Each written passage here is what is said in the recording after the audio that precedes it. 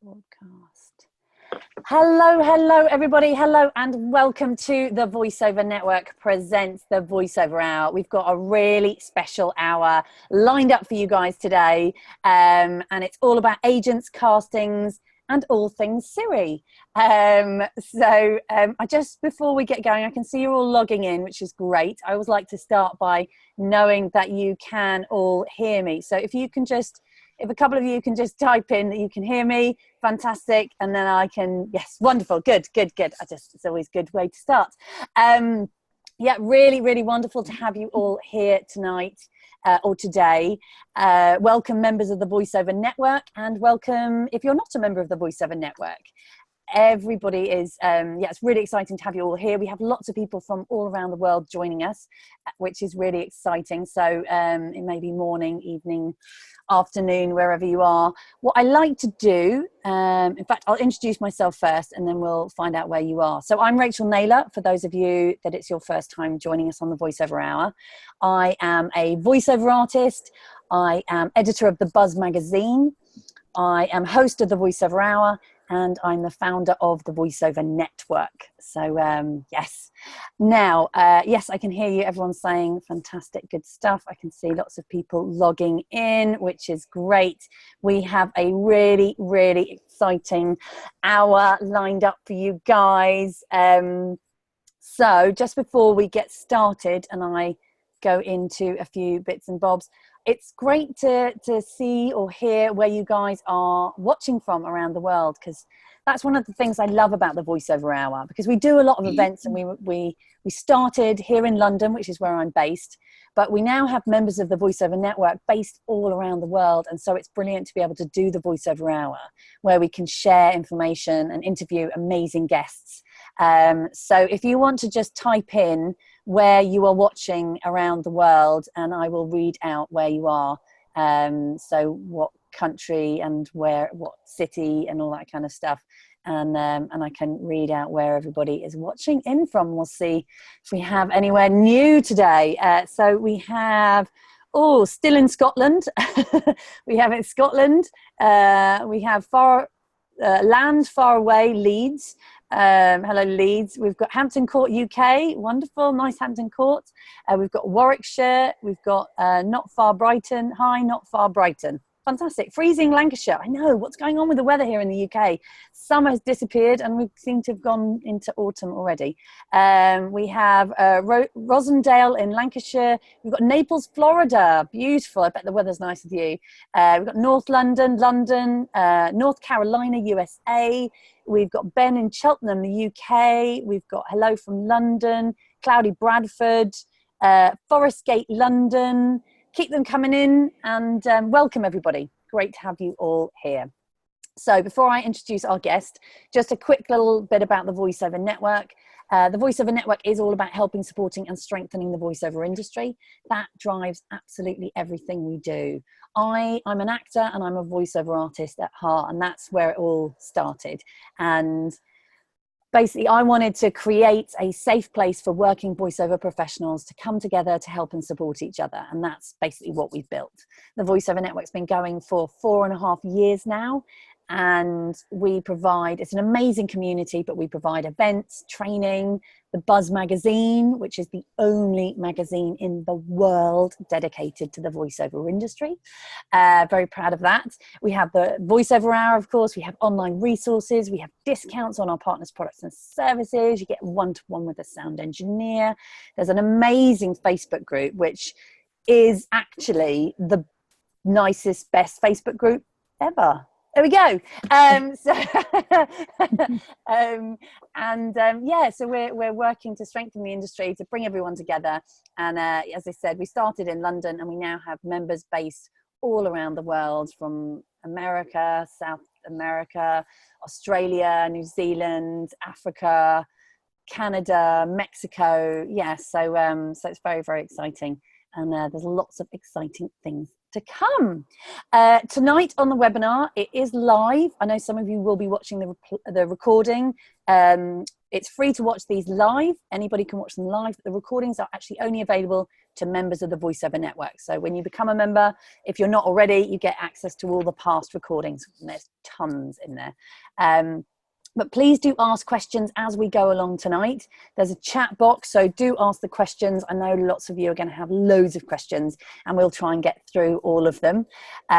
Use social media. We love the social media buzz, and we always make sure we retweet and share and like everything. So, it's a great way. We've got great following. So please do tweet, Instagram, and Facebook using the hashtag VonWebinar, VON webinar.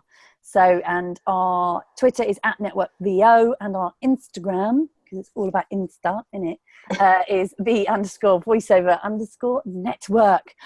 You're still telling me Leeds, hello rainy Suffolk. I know, hey is in like yucky. So, and I'm based in London. Lisa is in Croydon, South London. And Jon is in beautiful sunny Milan. with lovely food and sunshine and lemon trees. So yes, which sounds great. Wonderful, excellent. Okay, Lisa Fizzacaro is joining us. Lisa is our events and production manager. Do you want to say hi, Lisa? I do. Hi, everyone. Welcome. It's going to be a fun one tonight. Excellent. And so, yeah, Lisa will be taking questions. Okay. The webinar tonight is all about agents, castings, and all things Siri. We have our very, very special guest. I can't believe, I was saying this earlier, the Voiceover Network's been going 4.5 years. And this is the first time I've had him on, which is crazy, but it's wonderful. And I'm so excited to have our special guest, Mr. Jon Briggs. Jon has been appearing on stage, on screen, and on air for over 30 years. And Jon is one of the best known commercial voices in the UK. He's founder of his own agency, Excellent Talent, representing 200 of the UK's top artists. For the last 22 years, Excellent Talent has specialised in voiceovers and TV presenters. Jon can also be heard regularly on TV's most successful quiz show, which is The Weakest Link. In 2011, he became the first UK English-speaking Siri voice of Siri. So yes, you will all have heard him on your phones and on lots of sat-navs as well. Jon has spent 3 years as the main promotion voice for BBC One and 7 years as the voice of Sky Movies. He's voiced numerous high-profile advertising campaigns, including adverts for Duracell, The Mirror, The Times, Nokia, AccuView, and in-flight entertainment, British Airways. Yes, you've heard him there as well. And he also works doing tons and tons of award ceremonies as what is now known as the voice of God. Wowza, what a list of credits. Welcome, Jon Briggs. I'm exhausted just listening to that last. I didn't add in, and a very good friend of mine. So there we go. That's true. Yes, we do know each other well. And you missed out Radio 2 as well. I was 13 years as the voice of Radio 2 promos to add into that as well. So yes, when you look back at it, that's an awful lot of stuff. That is a lot of stuff. I should know a little bit about it. You've been very busy. I've been very lucky. I'm not really a voiceover. I feel like that joke. If you know the joke about I'm not really a welder, and I'm not going to tell you the joke now, you'll know what I mean. And it's I'm a broadcast journalist. That's what I started as. I went into radio when I was 16. And that's what I wanted to do. And I've never really wanted to do anything else other than radio shows. Radio is the most fun you can have with your clothes on. And it's an enormous privilege. It is an enormous privilege to be sitting behind a microphone for a 3-hour live show. And for about 20 years, I did live radio shows. I had either a weekly or a daily show. For about 20 years of my life. I haven't done one with my own name above the door for some time now, and I kind of miss it a bit. But if you told me when I started I'd end up being known for my voice, I would have said you were crazy. Yeah, wow. I know, it's mad, isn't it, how life kind of takes you in certain directions. Have you done any podcasts? Like you should run a podcast. Sorry, that's just an idea that just popped into my head. I don't do podcasts. No, I haven't done podcasts. I think there's an awful lot of them out there. Yeah. And my general view is unless you can do something better than the rest, there's probably not a lot of point. And that's what our thinking point was about starting the agency back in 1996. Wow. I'm sure some of the people watching now weren't even born in 1996. That's crazy. But we figured, and I figured I could do one better than the rest. And I still have that feeling about what we do. Unless we can do it better than the rest, then we might as well not bother. Yeah. And that's always been my view. And I suppose podcast comes into that line as well.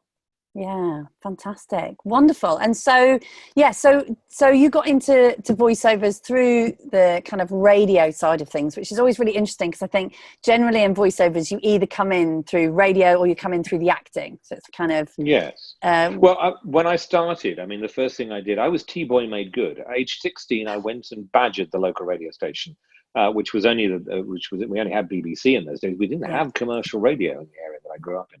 And I badgered and they said, no, go away, leave us alone. And they said, finally, come in for one day and then leave us alone, please. And I came in for one day and I stayed and I loved it so much. And I started in the promo unit. So the way that we filled in a lot of stuff and the way that we made ourselves part of the community was by taking local what's-ons and making little features out of them. So we turned them into little mini commercials. So I learned to write copy. I learnt to put musical beds underneath them, and I learnt to voice them as well. But again, I still didn't think of it as doing voiceovers. It was only when I went to Channel 4. So I went to Channel 4 when I was 22, 1987. You can do the maths now. And I was the youngest Channel 4 announcer they'd had, I think, since the beginning. And Channel 4 was still very creative then. There were only 4 TV stations available. We hadn't got any satellite at that point. I explained to Lily, I explained to my daughter the other day about that. There was only 4 TV channels. She was like that. Well, and growing up, of course, there were only 3. And Channel 4 suddenly appeared in the early 80s and was very, very creative. And one of the great things about working with Channel 4 was they allowed you to write your own copy. So you watched the programs that were on your shift. You then wrote the introductions, had them cleared by the production department, and then voiced them live on air. And we were the first TV station that was run by computer. It's called CATS, Computer Aided Transmission System, which worked wonderfully when it worked. But wresting control of it when the system had crashed was a nightmare. And the microphone was opened and closed by computer. So you typed in how long you wanted the microphone to be open for you for your speech when you were sitting writing your script. So you sat there and you timed it and said, okay, I need 13 seconds for this. And the very famous example of when this went horribly wrong, because you would voice this and you would have, it was you and a production assistant or producer on running the whole network. It was just you, an announcer and a producer sitting in the gallery. We ran the whole network with that, which if you looked at the way that BBC was run, with, you'd have a PA, you'd have a sound mixer, you'd have a vision mixer, you'd have a producer, you'd have loads of people running the BBC. We were just 2 people. And so therefore, what you get in your ear was a countdown. 5, 4, 3, 2, 1. And if you hadn't come out by 0, the microphone would shut. There was no way of keeping it open. So there is a program that used to be, and people may remember this, on a Sunday morning. It was called The Old Country. I'm not going to say anything other than the fact that the person who was announcing them said, and now here's Fred Bloggs with The Old Country. They didn't quite make it, and the microphone cut them off in completely the wrong place. Oh, wow. I'll leave that to your imagination. Brilliant. I bet that went down well. But that's when I realized that there was something to be done in terms of voiceovers. So because we were, there was probably 7 or 8 of us on any channel. We were in your living rooms, every evening. We were fairly recognizable. So people got to know our voices. And that's when I found I got myself a voiceover agent. I was with a company called London Management. And they sent me for my first commercial voiceover. My first commercial voiceover was simply just saying, scale extric. Wow. And they paid me an awful lot of money. I shan't tell you how much, but they paid me an awful lot of money just to say that. And it was a TV commercial in the days when they still played TVRs. If you don't know what a TVR is, then it was the way the voiceover industry worked a long time ago. When you could buy a house off a commercial. Like, Well, you yeah, certainly could buy. Yeah, I mean, houses were cheaper in those days as well. yeah, Don't forget. But I've heard yes, stories of that. It's like, you could. There were people like Enrightel who spent their whole time literally going from Soho studio to Soho studio to Soho studio, and they were voicing all sorts of stuff. And again, lots of actors actually frowned on voiceovers because they were thought to be down market and they weren't real acting and so on. And it was only when they began to realize that actually there was quite a lot of money to be made on this that they became a little more popular.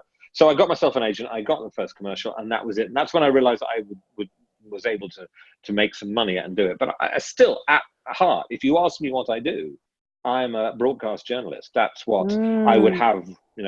If passports still had descriptions of what job you did, which they used to do, then I would have radio broadcast or broadcast journalist on it. And I worked for the BBC pretty much for 25 years. Wow, amazing. And then, so tell us about, because being the voice of Siri, obviously you're very well known as that, and people have heard your voice. Well, only to iPhone users. There'll be a bunch of Android users going, got no idea who he is. Well, I don't know, but I still think everybody knows. I mean, everybody knows the voice of Siri. Like, and you're on. I mean, I've heard you on various GPSs as well. So I'm a voice called Daniel. Yeah, I'm a voice called Daniel, and Daniel is a licensable voice. Okay. And the fact of the matter was, when Siri was first inserted into the operating system for iPhones, which is 2011, it's now sort of 8 years old. They didn't want to use their own recordings. They simply licensed pre-recorded systems, TTS systems, text to speech, if you're not aware of TTS, systems off the shelf. So myself, the American voice, Susan Bennett, a lady called Karen Jacobson, who was the Australian voice, and the German voice, whose name I never remember, I'm afraid. We were the 4 originals. Wow. And there were 3 girls and 1 bloke. And for some reason, America launched with a female voice, but UK launched with a male voice. And nobody's ever been able to tell me why. But I knew nothing about it. And I do think, and I will scotch this possible rumor here and now, so you can spread the word on my behalf. But owning an agency, obviously, I mean, there are people who sit there and think, oh, well, he must have answered the phone and said, Siri, yeah, that'll be worth a lot of money. I'll have that. Thank you very much. And nothing could have been further from the truth. For 2 reasons. One, when I set up the agency, the one thing I never wanted to do was to be the person answering the phone going, oh, hello. Yes. Oh, I think Jon Briggs would be good for that. I'll just see if he's free. Yeah, he's free. And that was never what we wanted to do. And there were other agencies that used to do that, run by voiceovers. So I have never answered the phones. And if you've been a voiceover on our books, well, A, thank you. And B, you'll know that you never ever really speak to me. I do know what's going on all the time. That's the other thing. Some of the voices think I haven't got a clue what's going on.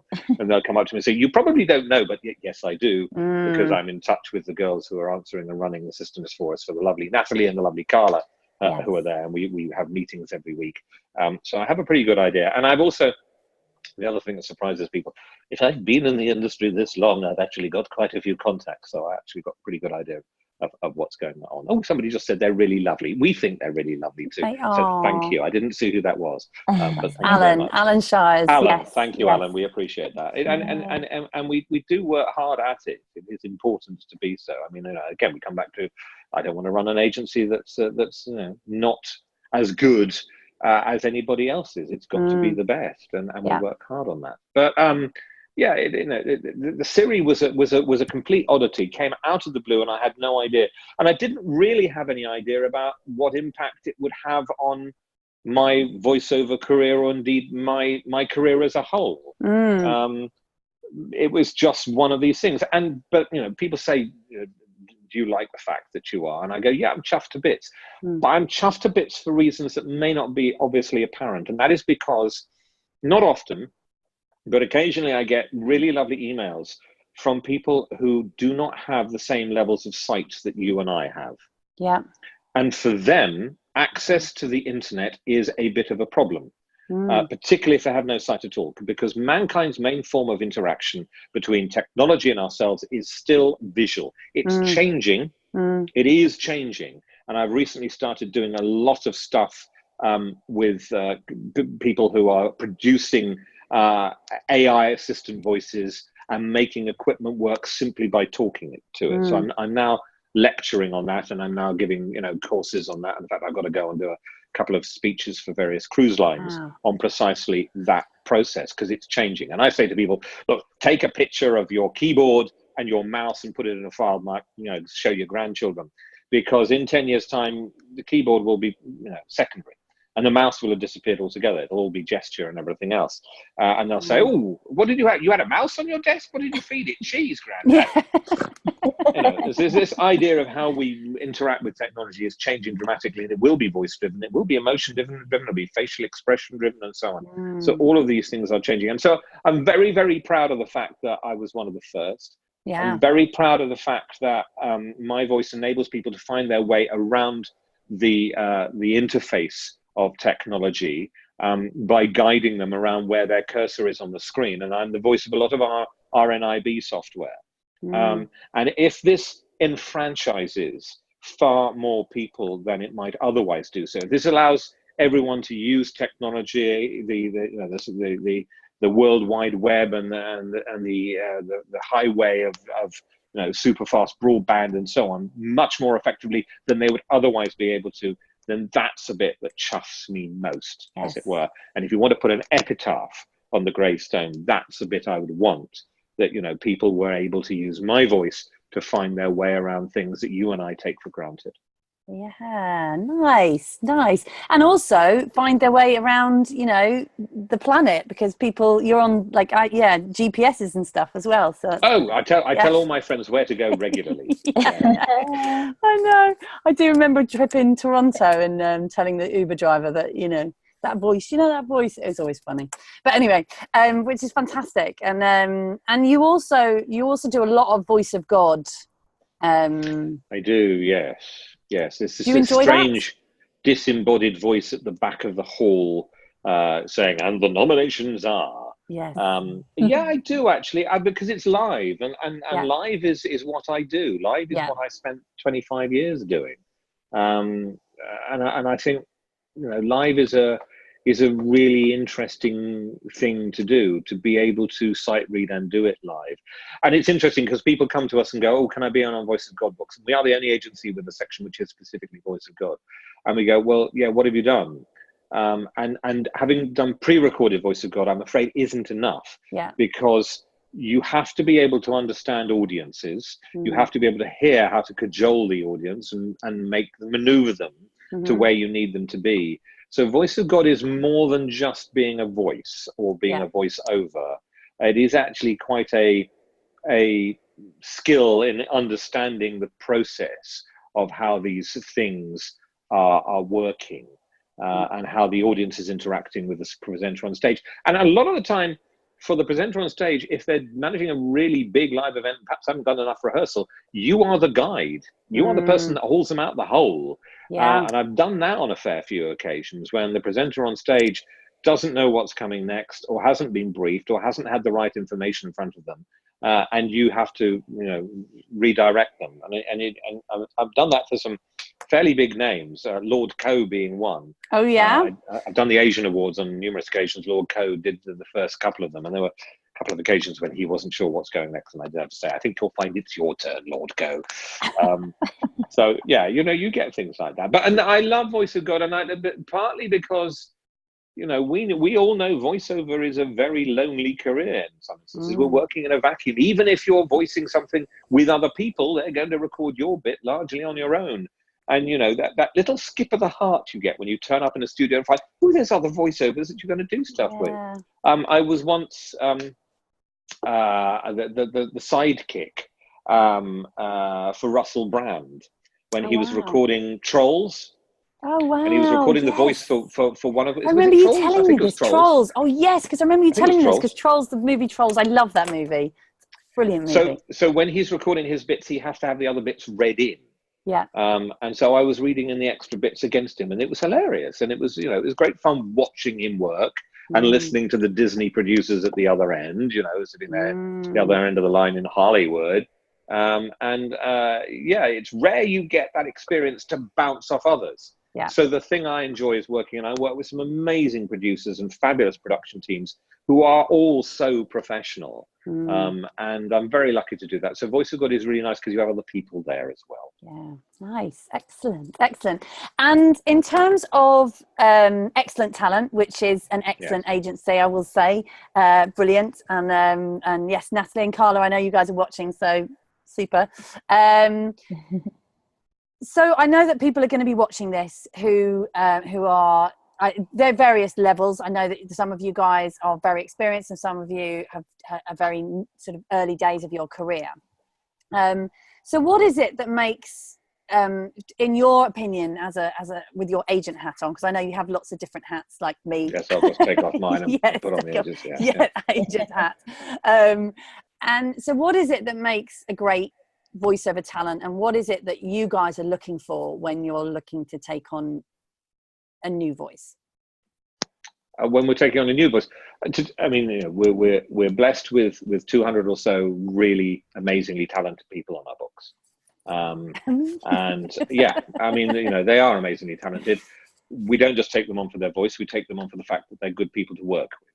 So you will know if you've ever joined us that we interview you first. And if you don't think about the business the way we think about it, that's lovely, but it's not going to work. You're perfectly entitled to work your way, but we work our way. And you have to like people. Have you ever tried being nice about people you don't like? I mean, that's what we're doing. We are being nice about people and selling people to the clients that we have. And I suppose there's two things about having set it up. I love the fact we have a good reputation in the industry. I love the fact that a lot of our clients think we're the fastest in the industry, which is a really important thing. Voiceover isn't like acting. To get an acting job will take a while through a series of auditions, and although immediate response sorry, I'm just distracted by what's going on Twitter at the moment, and yes, I do know what it means, but I'm not going there.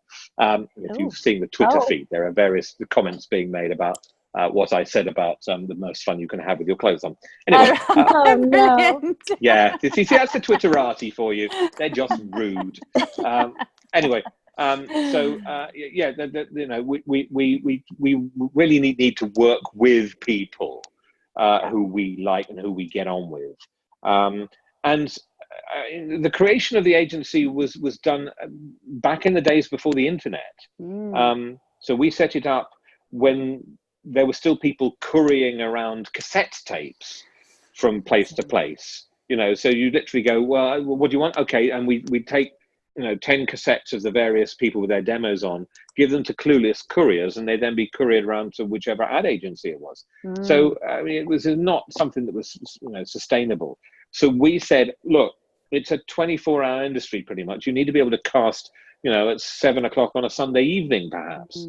And we needed to be able to figure out a system that would work to keep people able to cast when we weren't in the office.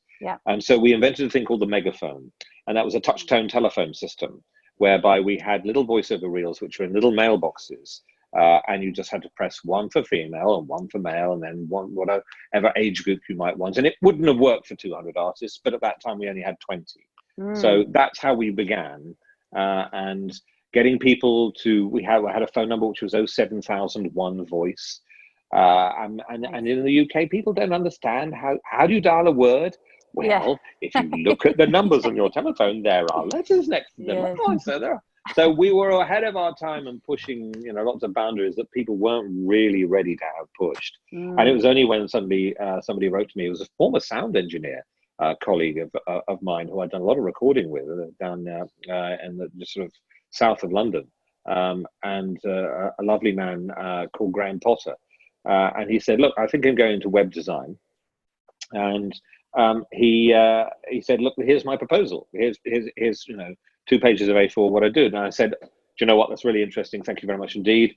I don't think that's quite right, but yes, we do need to go into, being online.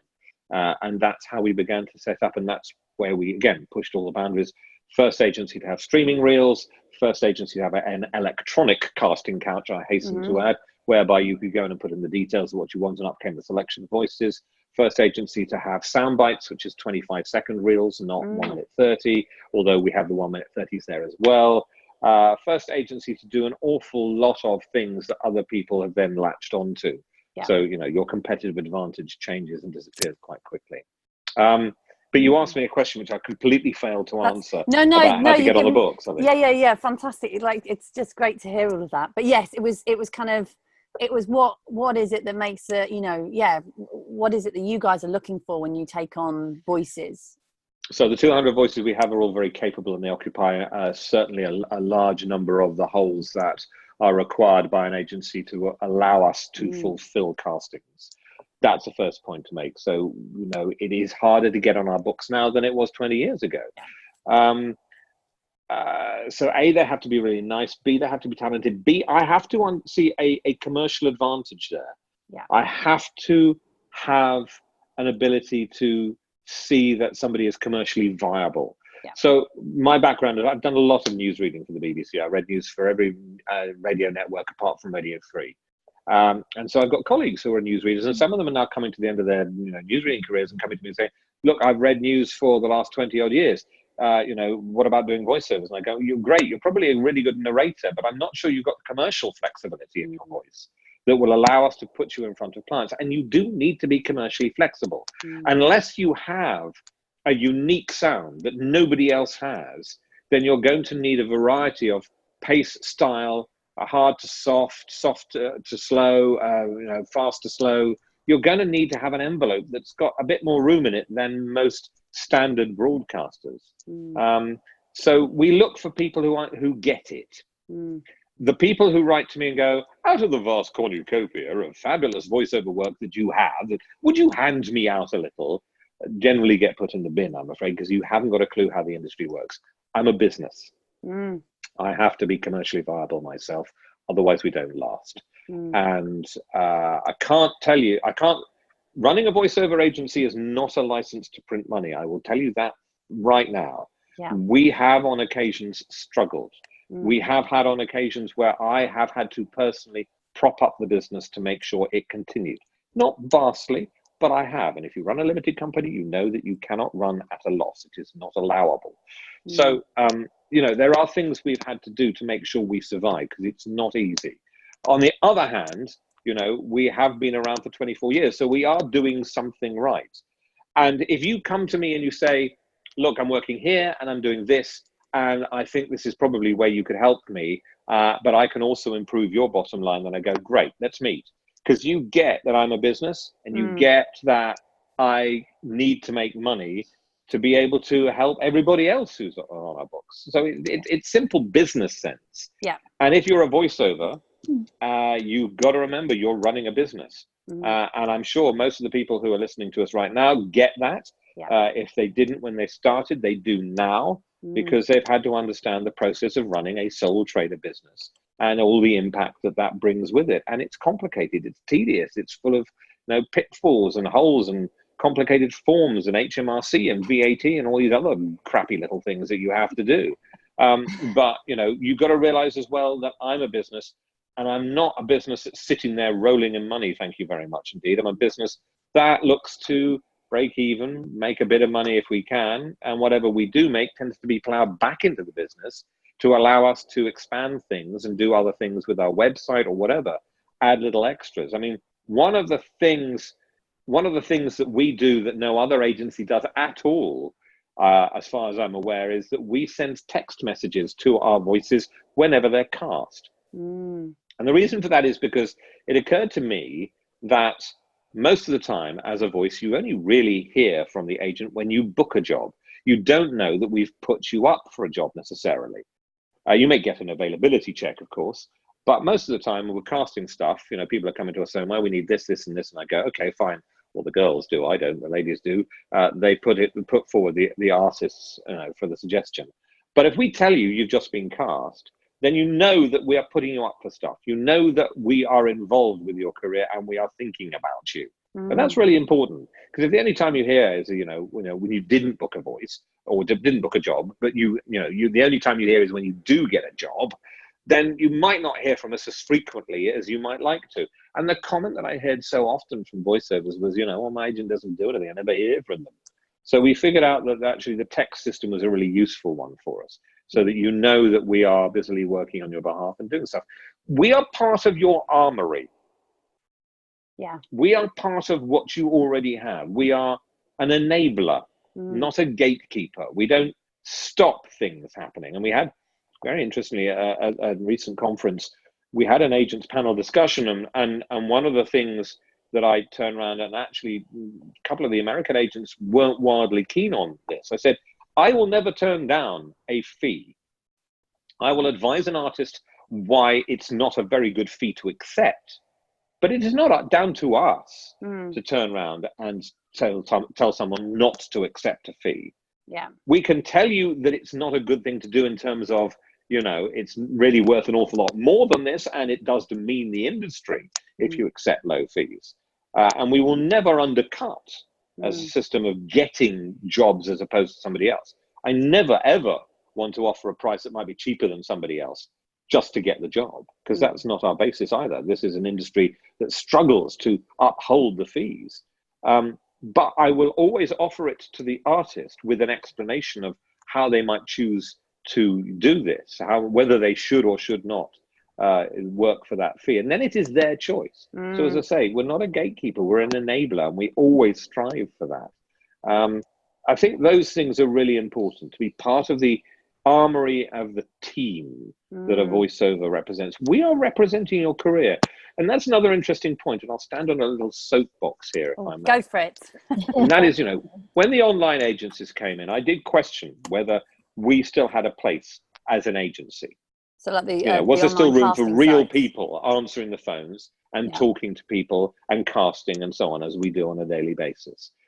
And actually what happened was that the online agencies got slightly greedy.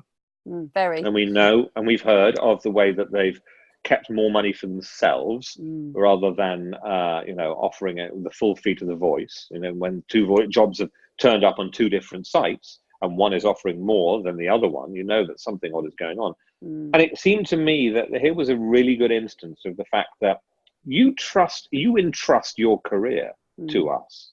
Yeah. Now, I cannot tell you that we are going to look after it as brilliantly and as amazingly as you yourself will. In fact, nobody will look after your career as well as you will. But we will do our utmost. We will do our utmost to be a representative for you and represent you as you would wish to be represented yourself, as you would wish to represent yourself. But unless you can cross the road to shake the hand of someone you have entrusted your career to, why would you do it that way round? And the dissatisfaction that I've seen with the online agencies is such that has merely reinforced that view that if you're going to trust your career to someone, you should know who they are. You should know how they behave. You should be able to look them in the eye and go, I trust you. I trust you to look after what I do and what I represent. And that's why we are still here. Whether we manage to be here in another 10 years' time, I don't know, but I would hope so. Fantastic. Wow. What an awesome answer. Yeah, and it is really interesting to kind of see how the industry has changed over the years in terms of, you know, the fact that there were, you know, a few agents. Now there are lots of agents, but yes, the whole online casting thing, they've got greedy, I think is what happened there. And I remember dabbling with it and just feeling like I wasn't respected as an artist, and I felt like I was a number, and I was like, I'm not into this. You're cattle. They're not really interested in who you are and what you do. All they're interested in doing is taking their commission and their cut. Whereas, you know, an agent you can talk to will help you with your career, and we'll go through methodologies whereby you can work on your show reel, give you advice on what's being cast currently, look at how you can adjust. It's a fashion-led industry, you know. If you cut your show reel 20 years ago and you're still relying on that, then you've probably got a problem. Yeah, and it's a really important relationship. And this is what I say to people all the time, because, you know, it's a big question that comes up a lot. You know, how, you know, people trying to get agents, and I know, you know, I went through years. People who are watching, it took me years and years to get my first agent, and you know, I pounded the streets and I sent my reels off, and I got rejected a lot. But it's really important to find the right agent as well. So not just try and get any agent. And I think a lot of people they'll send out their reels to like, 20, 30, 40, 50 agents, like all the agents, and just be like, please, somebody take me. But that's not the way to do it. And I often say, choose 5. That's my recommendation, and do your research. It's such an important relationship, a business relationship. It's that you need to come in on equal levels and respect each other and know that you can work together as a team. You don't want to be the kind of the voice coming in underneath saying, pick me, and the agent being all, high and mighty. It's got to be a working relationship that you respect each other. And so doing your research, everybody who's watching, if you're looking for an agent, is really important. Pick 5 and then find out about them, what it is that they, what are their specialties, why you want to be with them. And that's my kind of... Cast yourself. That's the other thing. Try casting yourself on their website, which you can do now. See who you're up against. Yes. No, that's the one thing I say to a lot of people who are trying to start in the industry. Try casting yourself. Yeah. When we first started, in the first sort of 3 or 4 years, because I should state, here and now, that it's myself and my brother Pete. Yes. A lot of Pete people Gold. don't know that we're brothers. But Pete Gold is my lovely brother, and he came out of university and going, what shall I do now? And I go, do you fancy starting an agency? And he said, all right then. And so that's what we did. And bless him, he's responsible for so much of the original success we had and the ongoing success that we currently have. So love him dearly, and couldn't have done it without him. So it's not all about me; it's also about Pete. But Pete, when we've looked at how we started and what we wanted to do, he and I said, well, perhaps we should be running some courses. Perhaps we should be telling other people, how to get into this industry. And we began, and we did run some courses. But it was very clear the people who applied to us that they kind of expected to be given the key to the magic doorway. And actually what we'd tried to do was go, look, if you're going to enter the high jump, you need to know how high the bar is. And here's how high the bar is. And if you're happy to try and attempt to get over that bar, absolutely, we'll give you some tips and advice and help on how to do it. But there isn't a magic entry to this profession. And it isn't all profession on that score. The demos that we get are really interesting because there's very few other professions where you can look at it and go, I have the tools for the job. I can read and I can read aloud. And what else do I need? And my friends have told me I've got a nice voice. That's the other one. Yeah, we just say, I'm sorry. Well, really, we take those friends to one side and we greet them warmly with a brick. Yes. Because it's not about that. And if you're a voiceover, you'll know it's not just about that. It's not about just having a nice voice. So one of the reasons we didn't continue down this line was because we got slightly disheartened by all these people who kind of thought there was going to be a magic entry point. And what we were really trying to say was, look, it's a bit like me saying I can play the piano and I can play green sleeves. And I'm now going to book Carnegie Hall and give a concert performance. That's what I feel is always been the difference between real live capable professional VOs and people who can read aloud. Yeah. And I'm sorry if that sounds harsh, because I do think occasionally people do think that it's harsh, but it's the reality of the situation. I don't know of any other profession where somebody would take a look at it for 10 minutes and go, yeah, I can do that. Let me have a go. Yeah. Whereas this one is open to exactly that. Yes. And I mean, we've all had those situations where, you get someone contacting you going, oh yeah, my husband who's an estate agent or something fancies doing a bit of that on the side. And you're like, does he really? It's not a hobby. It's not a hobby. But in terms of the training, which is really, really important, and of course that's a big part of me setting up the Voiceover Network, which thank you have massively supported, and I well, because what you did was turn around and take something that was really important and needed to be done, which is to have a central point where you can explain to people what it's about and you can support them. And hats off to you and Lisa, because the two of you work. I know how hard the two of you work to get all these things together. I can manage one event about every 6 months. You're putting one a month together, as well as publishing the magazine. And on top of that, you actually turned around and got Spotlight to recognize the fact that voiceover is a profession and you should be able to be in spotlight for being a voiceover, Yes. not just for being an actor. Yes. And I think that's absolutely vital. I really do.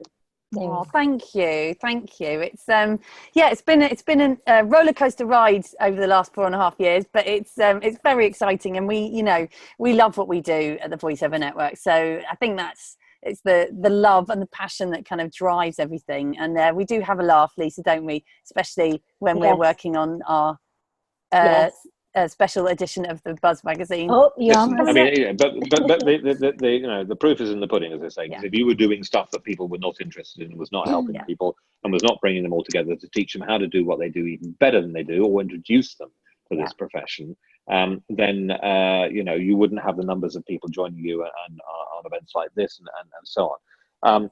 But I do think there's an element to this which voiceovers can be a little bit precious and a little bit fearful of new people coming into the marketplace, because it's like, stop. Why do you want to introduce all these new people into this profession? Because it's hard enough getting work as it is. Actually, that's what keeps us on our mettle. If there's new people in there and they're going to be capable and they're going to get the work, then they're going to get the work. And that might mean that you need to up your game in return. But, if you're good enough, you'll get it. If you're good enough and you've got the right contacts, you will get it. So you should never be frightened of competition and new people entering the industry, because it keeps our profession fresh, and we have to do that. Nice. Absolutely. And it's absolutely that thing that, the new talent needs to come in to push us all to up our game. And, and I remember that before I started the Voiceover Network, watching people sitting around getting very cross about new talent. And I remember sitting there going, well, yeah, they're coming. Like, you can't, it's like the black cab drivers, I'm afraid, complaining about Uber and people complaining about Airbnb. It's the same thing. People are coming into this industry. So let's embrace that and help people. And we all just need to up our game. Everybody, voiceover artists need to continue to train. And I think, but I think it's so important to continue to train, to continue to work on our craft and make sure that we're the best we can be. But it's a really interesting thing that separates the American market from us. Yes. So when Maurice Tobias, and if people know about Maurice Tobias, they'll know that she's an excellent vocal coach, first approached us back in the mid-90s, not long after we'd set up. And we said, yeah, absolutely, we'll run some courses with you. She will be sold out in America. Yeah. She still is. She comes over here, and it's so hard to get people to attend her courses. And one or two people who know how good she is will book one-to-one meetings with her. But she was over in the last month, and I was saying, if you booked anything, she just said, no, it's not a lot of point, really. It's really hard to get people here. So one of the things that UK voiceovers do not do is invest in their careers. They think that having done a demo, that's enough. It's not. Learn how to improve your reads. Learn what's important. And that's where, Von comes in so much. It's, you're running classes and how to do animation, how to be a gaming character. Yeah. Areas that didn't exist. There was no animation. There was no gaming when we started 24 years ago. There just wasn't. It wasn't part of the industry. So we've had to learn to adapt to that as well.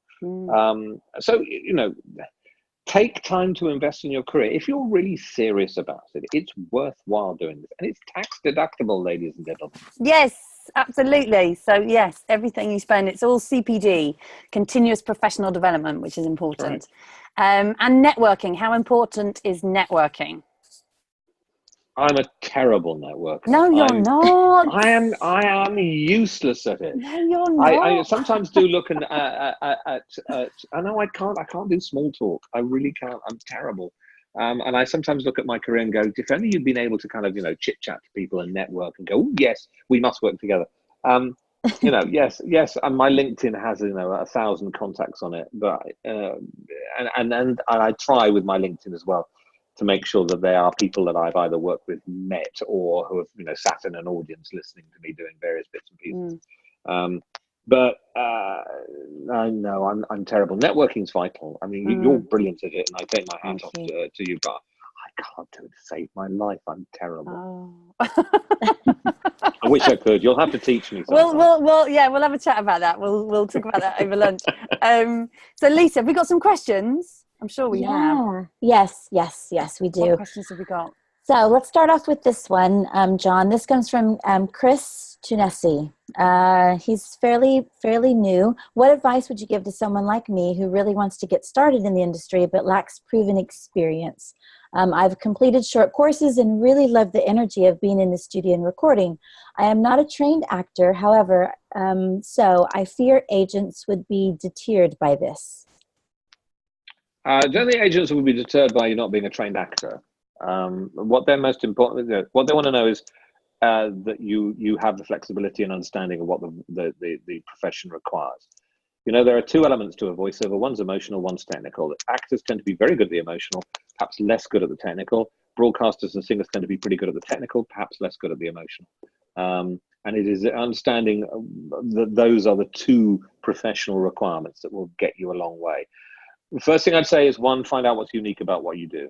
You know, find something that is different from everybody else, because it is a complicated market. I mean, I saw one comment just come in just now going, you know, it's hard enough for new voiceovers to try and get in the marketplace now anyway.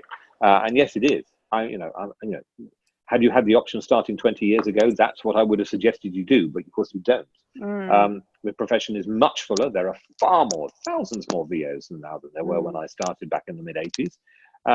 And it is far harder to get in there, and the fees are lower. You know, it is, unfortunately, it's market forces, but the age-old thing of, you know, of being able to promote yourself, finding a good agent who really sees what you are capable of, sees the commercial opportunities, but also being able to understand what is good about your voice that will get you work. Now, the discovery of that, dare I say it, may reveal that perhaps you're not going to be in the top 2% of your profession, who are the ones who probably make the most money. So that is a possibility, that when you look at, you know, what qualities do I have, you may come out finding yourself wanting. But that doesn't deter an awful lot of people from being in professions like acting and voiceover. And as we know, for acting, it's, you know, there's a lot of luck in finding the right breaks, and once you get those breaks, being talented is also a requirement. So, you know, really look at what your USP is. A horrible phrase, but I do believe it has relevance, and market yourself heavily on that separates you from as many people as possible. Yeah. And also, just going to shoehorn this in. Lisa, I can see you smiling. You know what I'm going to say. We do have a workshop which is called A Complete Guide to Getting Started in Voiceovers, which is coming up, which is a 4-week online course. And you get a webinar once a week with me. I go through all the different areas of the industry. It's fantastic. 4 weeks. Oh, okay. Well, if you're going to do yes. that, then I'm going to say that if you go to our website, excellenttalent.com, you'll also find advice. Brilliant. Probably not with the online capabilities that you have, but we chat to various types of voiceover. We have 3 or 4 documents that you can share and download. And if you pop along to excellenttalent.com and look up advice, there is more advice there for you as well, which probably is very much similar to the sort of things that Rachel and Yvonne are doing as well. But yeah, cool. 3 pin plugs. I'm going to stick them do it. Nice. Yeah. Absolutely. So Alicia will put the link in as well for those. So you guys have got the links. So Lisa, have we got any other questions? We're kind of running out of time. Along similar lines, so something a bit more experienced. Adam Durgeman is asking, do you see any particular time of year or season where applications pick up, or when you would be open to taking new submissions, or does it not matter? Doesn't really matter. New Year, partly because people go, oh, this is the year I'm going to try my voiceover career. So no, it doesn't really matter at all. Okay, cool. Good. Yes. Let's see here. Let's see. Neil Fitzgerald asks, wondering if Jon and other agents are seeing trends in demand for voiceover specializations. What's coming in fashion and what's going out? So in terms of transatlantic accents, other accents, actors versus cartoons, millennials. There you go. It's the millennial read that is king right now. There's an awful lot of people who are casting people who they want voiceovers who don't sound like voiceovers, and switch rules people like me out. I've been doing it for donkey's years because we have a lot of prosody and we have a lot of sell in our voice, and they want people who have absolutely no sell in their voice whatsoever. And it's a particular type of read. It's not a read I'm particularly good at. but it is out there, and it is one that people are looking for and casting. It is what we call the millennial read. It's a level of disinterest that is higher than probably any other read you'll come across. That's the current trend. It does changes societally as well. When the big crash happened in 2007, when all the banks failed, people went back to trusting voices. So they went back to RP, they went back to Northern, they went back to Scottish, who are inherently voices that people trust with money, which is why you find the banks that have call centres like First Direct situate their call centres in Leeds and Glasgow and places like that, because they get naturally workers who have that natural accent, who therefore reinforce the fact that your money is safe. Nice. And we'll do some more questions in a minute, guys. But I just wanted to ask everybody if they would be interested in doing a workshop with Jon. Workshop? A workshop, like an agent workshop. Would any of you guys be interested in doing an agent workshop, a Von agent workshop with Jon Briggs? Just type yes if you would. Oh gosh, there's a few people who are interested. See, there we go. I'm typing as fast as I can. Yes, there we go. Okay, well, actually, as it happens, people, you know what's coming. Jon has agreed to do an agent workshop for the Voiceover Network. Gosh, did I really agree to that? I must have been very drunk at the time. So it is happening, people, in London. It's an in-person workshop, and it's happening on the 1st of July. So I'm just going to check that I'm free. Yeah, it's going to be 6 p.m. till 9 p.m. So it's a 3-hour evening agent workshop with Jon, where you'll get to come along. There'll be some copy, so you'll get to go in the booth. It's in a recording studio, in Coda Recording Studios. You'll get to read some copy with Jon. Jon will redirect you and work with you, and then you can have your questions answered. And I think you're going to do some voice reel critiques as well.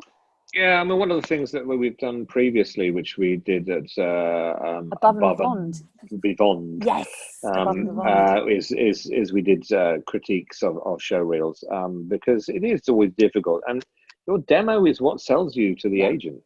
I mean, people ring up and say, "Oh, can we have a cup of tea?" And I'm going, "Well, that'd be lovely," but I can't tell if you're a decent voiceover or a cup of tea. All I can tell is from your demo whether you have the capability, and obviously sticking in a studio as well, but that's a different deal. Yes. So everybody, fingers at the ready, because we've got limited places on this workshop. There are only 15 places. So everyone's going to get a chance to read in the studio with Jon. And Lisa's going to share the link now. The price is, this workshop is only for members of the Voiceover Network. If you're not a member of the Voiceover Network and you would really like to do this workshop, email Lisa. But currently it is only for members of the Voiceover Network. And it is only £129 plus VAT, which is a steal to get 3 hours with Jon Briggs.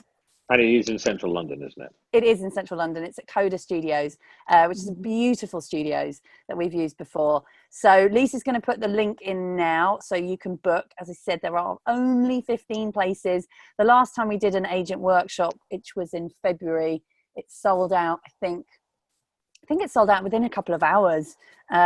So yes, people, you need to book, get yourself registered.